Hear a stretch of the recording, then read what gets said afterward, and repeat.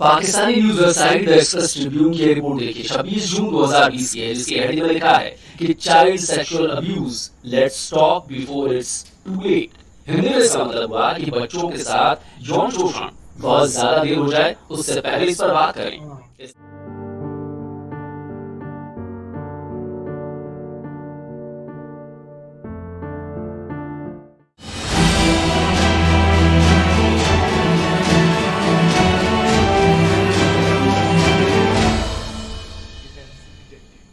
इस वीडियो में बताई गई सारी जानकारी पब्लिक प्लेटफॉर्म पर उपलब्ध है। इसमें ऐसी कोई जानकारी नहीं दी गई है जिससे हमारे सुरक्षा बलों की गोपनीयता भंग होती है। डिफेंस डिटेक्टिव सेना का सम्मान करता है और उन्हीं जानकारियों के आधार पर काम करता है जो सार्वजनिक रूप से मौजूद है। नमस्कार दोस्तों, डिफेंस डिटेक्टिव के एक और एपिसोड में आप सभी का स्वागत है। मैं हूं आलू।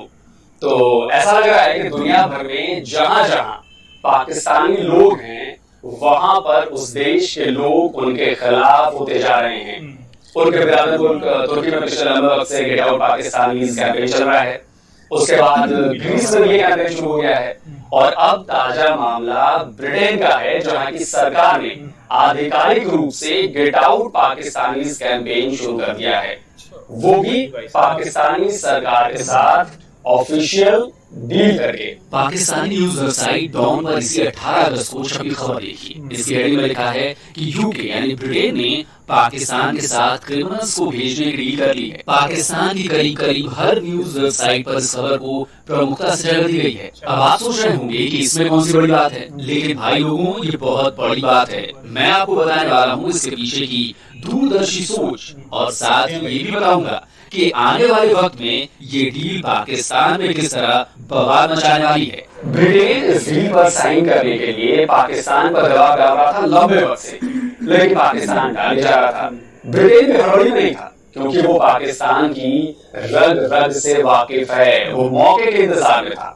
अब जब पाकिस्तान अपने इतिहास में सबसे कमजोर हो चुका है, तो ब्रिटेन ने मौके पर चौका मारते हुए डील पर साइन करवा लिया और पाकिस्तान से जिसने डील साइन करवाया है उनका नाम प्रीति पटेल है। जैसा कि नाम से आपको पता चल गया होगा कि प्रीति पटेल भारतीय मूल की हैं। फिलहाल ब्रिटेन की होम मिनिस्टर हैं। ब्रिटेन का यह तीसरा सबसे ताकतवर पद है। उनसे ऊपर सिर्फ पीएम और फॉरेन मिनिस्टर ही होते हैं। उनके नाम सिर्फ यही उपलब्धि नहीं है, बल्कि वो पहली ब्रिटिश भारतीय कैबिनेट मंत्री भी हैं। वो भारतीय मूल की पहली सांसद हैं जो ब्रिटेन में इतने ऊंचे पद पर पहुंची हैं। प्रीति पटेल का पूरा नाम प्रीति सुशील पटेल है। उनके माता पिता भारतीय मूल के थे जो युगांडा से आकर इंग्लैंड में बसे। मूल रूप से प्रीति गुजराती हैं, लेकिन उनकी पैदाइश ब्रिटेन की है। तो ब्रिटेन के होम मिनिस्टर प्रीति पटेल ने इस डील की जानकारी सबसे पहले ट्विटर पर दी। अपने ट्वीट में उन्होंने लिखा कि मैंने बेहद गर्व से नए लैंडमार्क एग्रीमेंट को पाकिस्तान के साथ साइन किया है, जिसमें विदेशी अपराधियों और इमिग्रेशन ऑफेंडर्स को ब्रिटेन से पाकिस्तान भेजा जा सकेगा।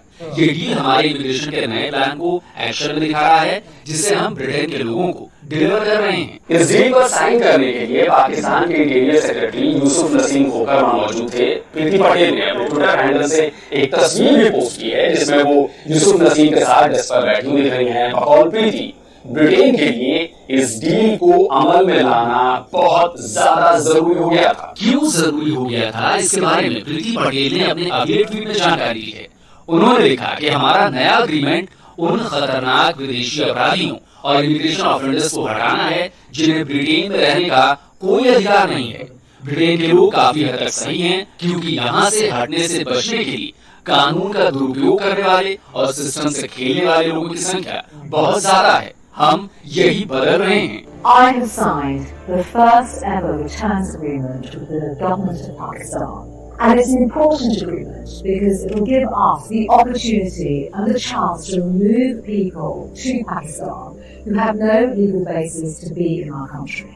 And this agreement is absolutely fundamental to making sure that our immigration system works through our lawful means of people coming to our country, but also ensuring that those who have no legal basis to be in our country, who are Pakistani nationals, are removed, and that we can do this swiftly with the cooperation of the government of Pakistan.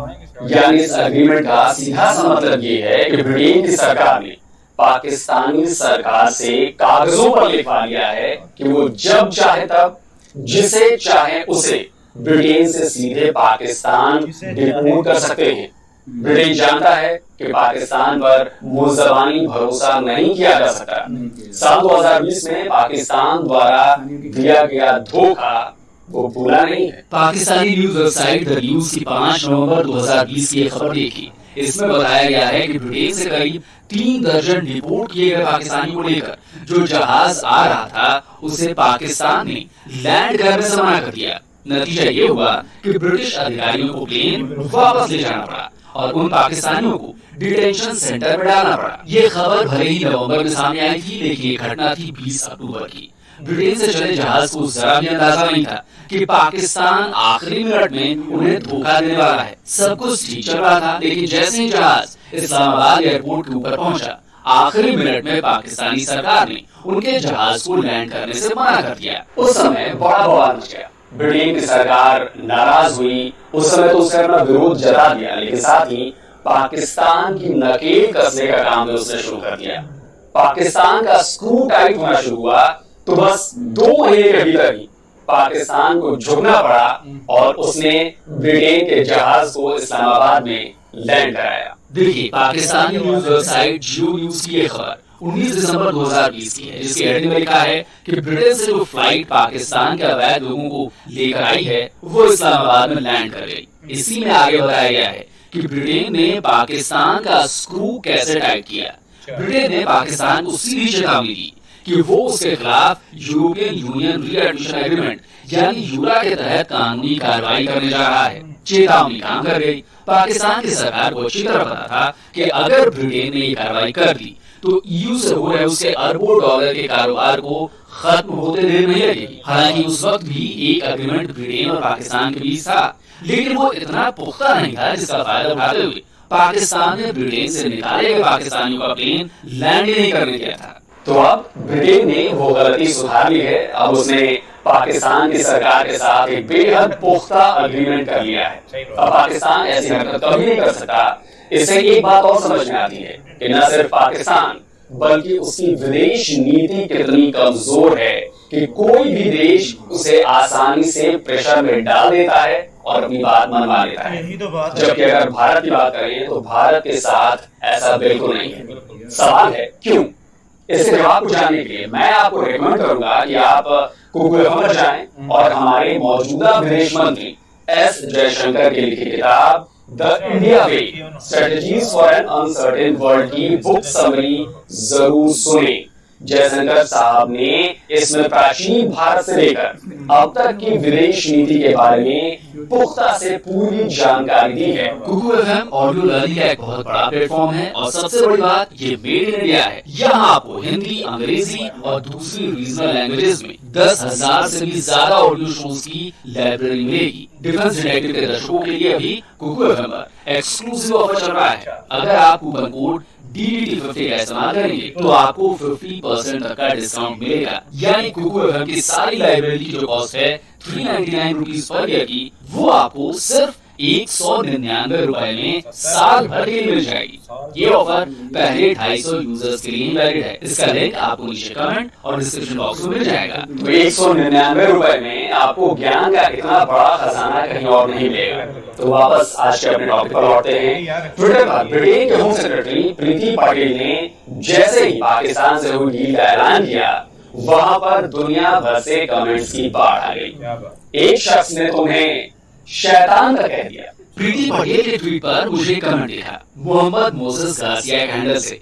इसमें उसने प्रीति Patel UK इन पाकिस्तान और Pakistan in UK को भी tag किया है और लिखा है कि ब्रिटेन जैसे खूबसूरत देश के लोगों को बहुत गर्व होगा जब भारतीय home secretary miss Patel Liz Truss के द्वारा सोमवार 5 सितंबर से पहले या बाद में निकाली जाएंगी। मोहम्मद मोसेस की प्रोफाइल मैंने चेक की तो ये अपने आप को सोशल मीडिया इन्फ्लुएंसर बता रहा है। लंदन में रहता है और ट्विटर को इसने जुलाई 2020 में ज्वाइन किया है। वैसे खुद को सोशल मीडिया इन्फ्लुएंसर करार दे रहा है और फॉलोअर हैं सिर्फ 17। खैर, वापस आते हैं इसके ट्वीट पर। तो इसने प्रीति पटेल के खिलाफ अपना गुस्सा दिखाया है क्योंकि वो भारतीय मूल की हैं। अपनी भड़ास निकाली है कि जो भी नया पीएम बने वो प्रीति पटेल को निकाल बाहर करे। लेकिन भारतीय मूल की प्रीति पटेल के खिलाफ असल नफरत इसमें दिखाई है। ट्वीट के साथ पोस्ट की गई इस तस्वीर में प्रीति पटेल की तस्वीर है। इसमें लिखा है प्रीति पटेल का थ्रेट लेवल, यानी वो कितनी खतरनाक हैं। इसकी रेटिंग है 1 से लेकर 5 तक। इसमें नंबर 4 को गया है, जिसके आगे लिखा है इवल, यानी बहुत बुरा, शैतान। उसके ऊपर 5वां लेवल है, जिसके आगे शैतान की मां लिखा हुआ है। इस ट्वीट को दिखाने का मेरा मकसद सिर्फ इतना है कि आप समझ सकें कि ब्रिटेन में जो पाकिस्तानी हैं वो भी भारतीयों से कम नफरत नहीं करते हैं, वरना ये ऐसी बात नहीं करता। प्रीति पटेल को ब्रिटेन के होम सेक्रेटरी के बजाय इंडिया की होम सेक्रेटरी ये शख्स नहीं बताता। खैर आगे बढ़ते हैं और डील हो गई, पर अब उसे लेकर पाकिस्तान में ही इस डील पर सवाल उठने लगे हैं। 18 अगस्त को ही पब्लिश हुए जियो न्यूज के आर्टिकल में इस डील से पाकिस्तान को होने वाले नुकसान की जानकारी दी गई है। सबसे पहली जानकारी दी गई है कि इस डील का उन लोगों पर कोई असर नहीं होने वाला है जिनके पास डुअल सिटीजनशिप है, यानी दोहरी नागरिकता है। इसके जरिए अलग अलग अपराधों में शामिल पाए गए पाकिस्तानियों के खिलाफ कार्रवाई होगी, उन्हें ही वापस पाकिस्तान भेजा जाएगा। जाहिर है डील का सबसे बड़ा फायदा ब्रिटेन को होगा। इस मुआहदे का सबसे बड़ा फायदा हो रहा है बरतानिया को। पाकिस्तान में इस मुआहदे के हवाले से कुछ भी नहीं है कि इस मुआहदे के तहत जिनकी दोहरी शहरियत है, जिनके पास बरतानवी नेशनलिटी भी है और जिनके पास पाकिस्तानी नेशनलिटी भी है, उनको पाकिस्तान के हवाले नहीं किया जाएगा। कि इस मुआहदे का इतलाक उन लोगों पर होता ही नहीं है कि जिनके पास पाकिस्तान और बरतानिया दोनों की शहरियत है। वैसे भी ब्रिटेन में दोहरी नागरिकता वाले पाकिस्तानी गिने चुने हैं और जो हैं वो वही हैं जो पहले से ताकतवर हैं। यानी इस डील का असर सबसे ज्यादा आम पाकिस्तानियों पर पड़ेगा जो या तो पाकिस्तान से बाहर रहे हैं या फिर जिनका जन्म वहीं ब्रिटेन में हुआ है पर वो हैं पाकिस्तानी मूल के। Pakistani news website the news के मुताबिक ब्रिटेन में रहने वाले गैर ब्रिटिश नागरिकों में पाकिस्तानी 8वें नंबर पर आते हैं। इससे आप अंदाजा लगा सकते हैं कि इनकी संख्या कितनी है। रिपोर्ट के मुताबिक साल 2017 में करीब 1,88,000 पाकिस्तानी वहां रह रहे थे। ये वो पाकिस्तानी हैं जिनके पास पाकिस्तानी पासपोर्ट है, जबकि पाकिस्तानी मूल वाले लोगों की संख्या करीब 14 लाख है जिनके पास ब्रिटेन की सिटीजनशिप है। यानी दोनों को मिला दें तो करीब 16 लाख पाकिस्तानी पूरे ब्रिटेन में हैं।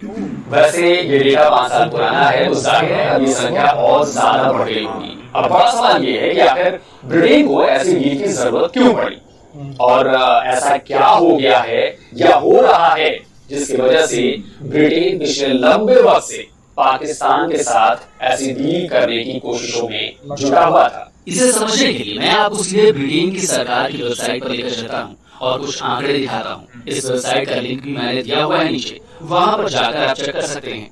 तो इसमें ब्रिटेन में पकड़े गए अपराधियों का डेटा है।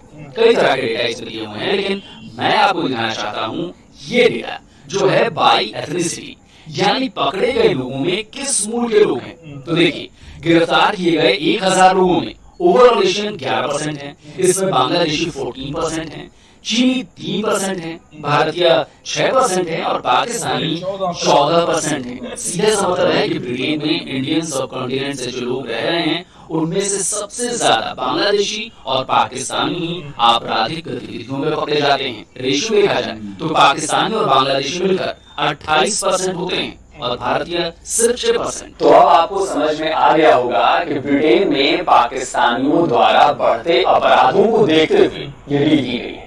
ज्यादातर पाकिस्तानी गंभीर अपराधों में पकड़े जा रहे हैं। इसमें money laundering, murder, kidnapping, extortion, rape और दूसरे तरह की सेक्सुअल क्राइम्स शामिल हैं। जाहिर है ब्रिटेन की सरकार को इस वक्त सबसे ज्यादा खतरा पाकिस्तानियों से ही महसूस हो रहा है। 19 अक्टूबर 2018 की डॉन न्यूज की रिपोर्ट थी। टीनेज लड़कियों से सेक्सुअल अब्यूज के मामले में उत्तर इंग्लैंड में 20 लोगों को जेल हुई। जिन 20 लोगों को जेल हुई है उनकी तस्वीर है, ध्यान से इनके नीचे लिखे नामों को पढ़िए। नसारत हुसैन, साजिद हुसैन, फैसल नदीम, मोहम्मद अजमी, वकास महमूद, मंजूर हसन, नियाज अहमद, मोहम्मद इमरान इब्रार, आसिफ बशीर, मोहम्मद अकरम और इन जैसे कई। जेल भेजे गए 20 लोगों में से 18 पाकिस्तानी थे और सबसे ज्यादा शर्म की बात यह है कि ये सब बच्चों के यौन शोषण के दोषी पाए गए। ये सभी उस गैंग का हिस्सा थे जो बच्चियों को अपनी जाल में फंसाते थे। जिन 120 मामलों में सजा हुई उनमें से 15 बच्चियों की उम्र तो सिर्फ 11 से 17 साल के बीच थी। पूरी दुनिया की मीडिया ने इस न्यूज को कवर किया, खासकर अरब देशों में भी इस खबर को प्रमुखता से जगह दी गई। यही नहीं, इनमें से एक पाकिस्तानी तो ट्रायल के दौरान किसी तरह बचकर भाग निकला और वापस पाकिस्तान पहुंच गया था। रॉयटर्स की 31 जनवरी 2019 की खबर देखिए, जिसमें बताया गया है कि ब्रिटेन से भागा चाइल्ड सेक्स ऑफेंडर पाकिस्तान में गिरफ्तार। उसका नाम चौधरी इखलाक हुसैन था। उम्र 41 साल थी, जो उस गैंग का मेंबर था जिसने बच्चियों का यौन शोषण किया था। 14 जुलाई 2017 को Pakistani news website the express Tribune की इस खबर को पढ़िए, जिसमें बताया गया है कि 7 ब्रिटिश पाकिस्तानी ड्रग ट्रैफिकर्स को 140 साल की जेल हुई है ब्रिटेन में। इन्हें 165 किलो हेरोइन, जिसकी कीमत 19 मिलियन पाउंड थी, वो पाकिस्तान से यूके लेकर आने की साजिश कर रहे थे। एक और पाकिस्तानी न्यूज वेबसाइट है डेली टाइम्स, 20 मई 2018 को पब्लिश की गई इस खबर को पढ़िए। ब्रिटेन की सरकार ने पाकिस्तान को टॉप 3 मनी लॉन्ड्रिंग सोर्स की लिस्ट में शामिल किया है। मनी लॉन्ड्रिंग तो आप समझते हैं ना, पैसा बिना किसी की नजर में आए कहीं से कहीं पहुंचा देना, जिसमें आतंकी संगठन तक शामिल होते हैं। ABC न्यूज की खबर 29 जनवरी 2020 की है।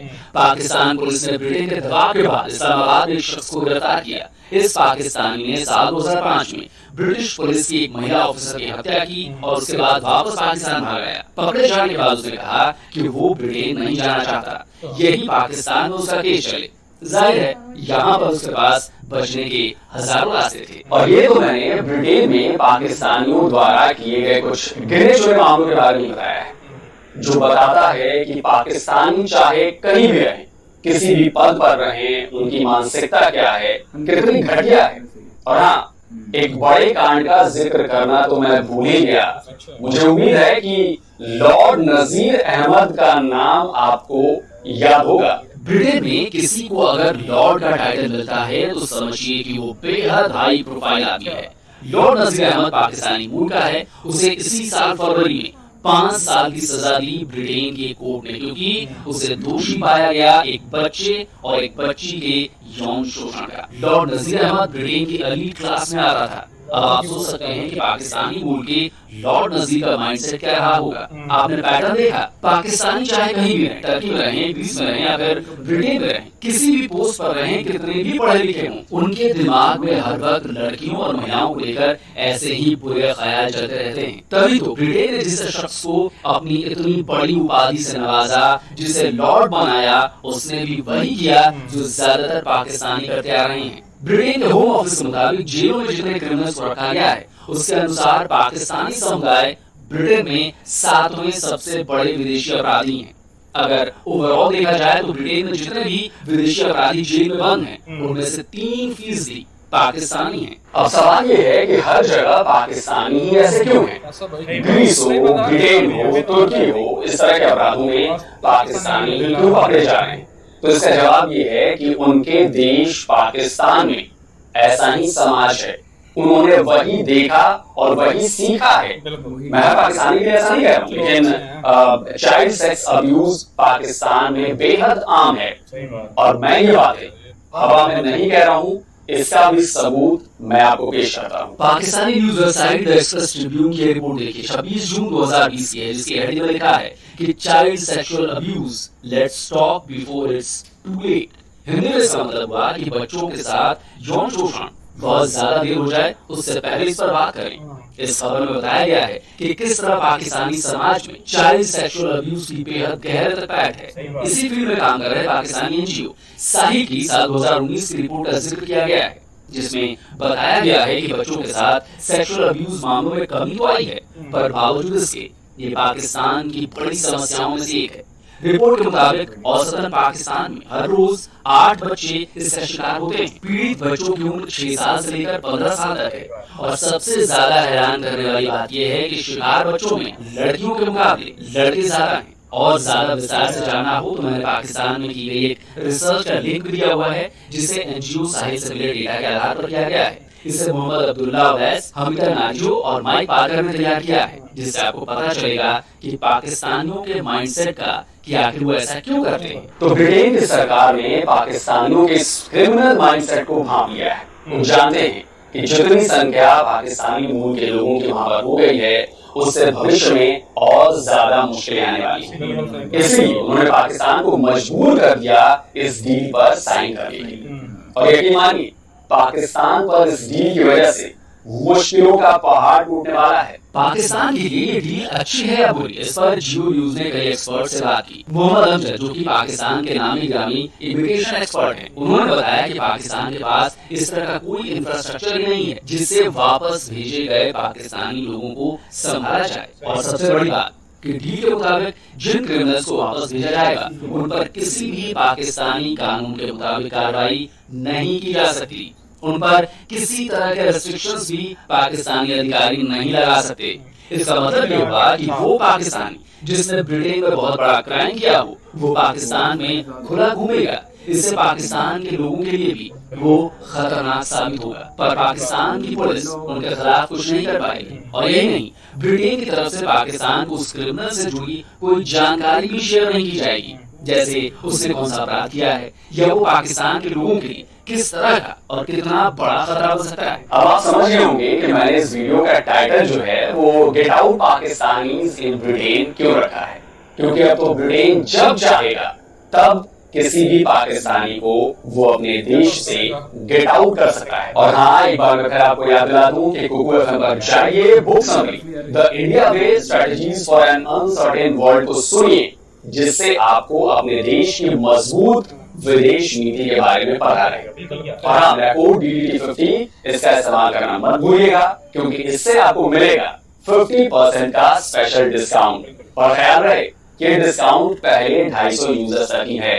इसका लिंक आपको आगे डिस्क्रिप्शन बॉक्स में मिल जाएगा, और ये लिंक जो है ये मैंने इसको अपने कमेंट बॉक्स में भी दे दिया है, जिससे आपको तो दोस्तों उम्मीद है कि आपको आज का वीडियो मेरा पसंद आया होगा। अगर जवाब आपका हाँ में है तो भाई इसे ज्यादा से ज्यादा लाइक कीजिए, ज्यादा से ज्यादा शेयर कीजिए। और जो लोग नए आए हैं मेरे चैनल डिफेंस डिटेक्टिव पर, उनसे मेरी गुजारिश है कि भाई चैनल को सब्सक्राइब करिए, जिससे आपको हर अपलोड हुए नए वीडियो की जानकारी फौरन मिल जाए। तो जल्दी मिलता हूँ एक और नए वीडियो के साथ। नमस्कार, जय। जो ये देख सकते हैं तो वो ये हालात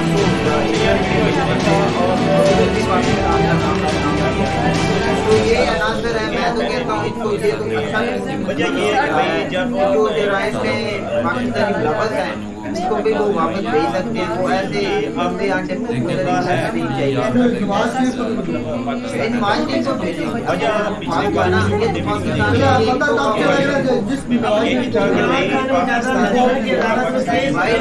भाई ये तो पाकिस्तान के लिए अच्छी बात है। जो इधर से जराइम करके जाता है तो जाके फंस जाता है मनी बैठे हुए हैं भाई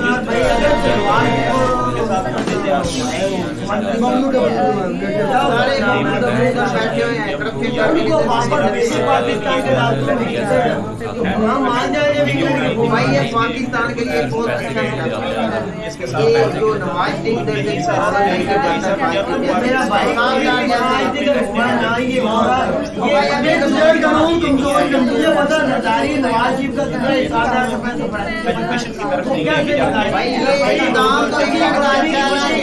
अंडे जो है वो सारे मुल्कों में पाकिस्तानी निकाला जा रहा है।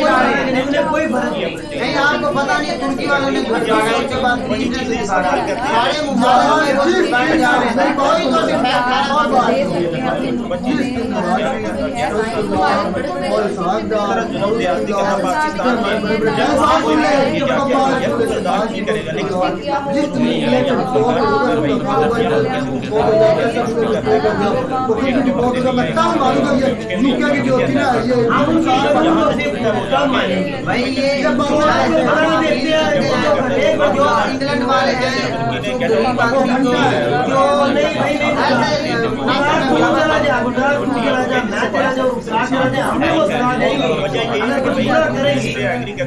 भाई ये जो इंग्लैंड वाले हैं मैं एक आपको ये वो करते हैं